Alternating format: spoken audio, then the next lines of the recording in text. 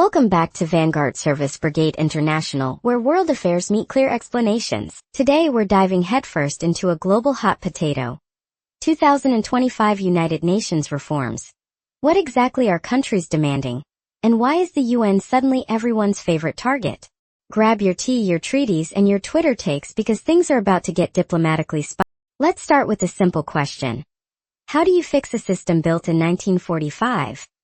In the year 2025?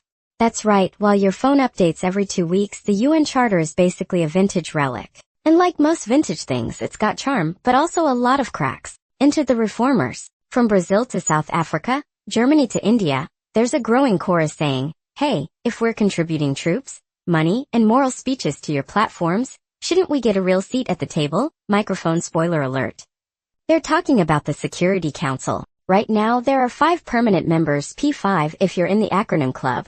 USA, Russia, China, UK, France. These 5 have nuclear weapons and a magic wand called the veto. That means they can stop any resolution, even if 190 other countries agree. Yeah, imagine playing Monopoly and one player can say, nope, I veto you building hotels. That's the kind of power imbalance we're dealing with.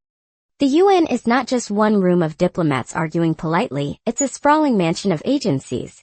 WFP handles food, UNESCO champions education, UNEP saves the environment, and the Security Council, well, it's where diplomacy goes to die when the veto shows up. So what's broken?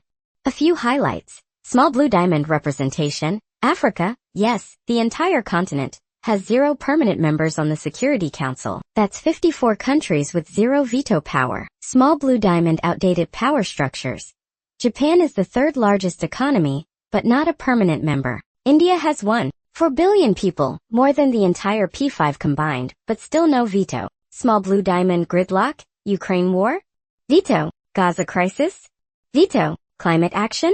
Veto again. The council often ends up like a group chat where everyone's muted.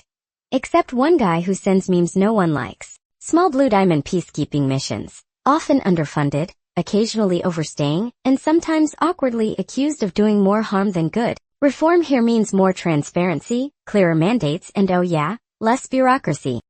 Here's where things get international and slightly petty. Globes showing Europe, Africa's demand. The African Union says, we want at least 2 permanent seats with veto. Makes sense, considering Africa's global contributions to peacekeeping and the economy, and let's face it, the future of global growth is African. Globes showing Asia, Australia, India, and the G4, Japan, Germany, Brazil, India. These guys are like, we've paid our dues, funded your missions, and followed your rules. Where's our seat?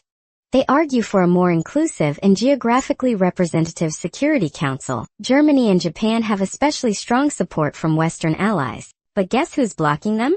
Yep, China opposes Japan, and Pakistan opposes India. It's high school politics with nukes. United Nations small states and island nations. They're not asking for veto power, but for more climate action, faster aid, and a voice that's not drowned out by superpower drama. Dove NGOs and civil society push for more accountability, transparency, and, wait for it, digital engagement. Yes, the UN is finally being told to level up its Zoom game. So why doesn't the UN just reform already? Puzzle piece. Here's the catch. To change the charter, you need 2/3 of the UN General Assembly, plus all 5 permanent members of the Security Council to agree. You see the problem, right? It's like asking the kings to vote themselves out of the castle. But in 2025, the momentum is stronger than ever. Why? Global crises. From pandemics to war to climate catastrophes, people are tired of UN statements without action. Multipolar world. Power is shifting. China's rise, the BRICS expansion, and the Global South's assertiveness mean the old order is getting, well, older. Youth and digital activism. TikTok may not change the charter, but Gen Z is putting pressure on governments to show up or shut up. Let's peek at what's actually on the reform table. Small orange diamond Security Council expansion. Proposals include adding 6 new permanent members, with or without veto. Small orange diamond veto reform. Ideas range from limiting its use in mass atrocity situations to abolishing it completely. Small orange diamond General Assembly power boost, making its resolutions more binding, or at least more respected. Small orange diamond peacekeeping overhaul, clearer rules of engagement, better funding, and stronger gender representation. Small orange diamond digital reform, a digital council or body focused on AI ethics, data justice, and cyber peace. Here's the million-dollar question. Will the UN actually reform in 2025?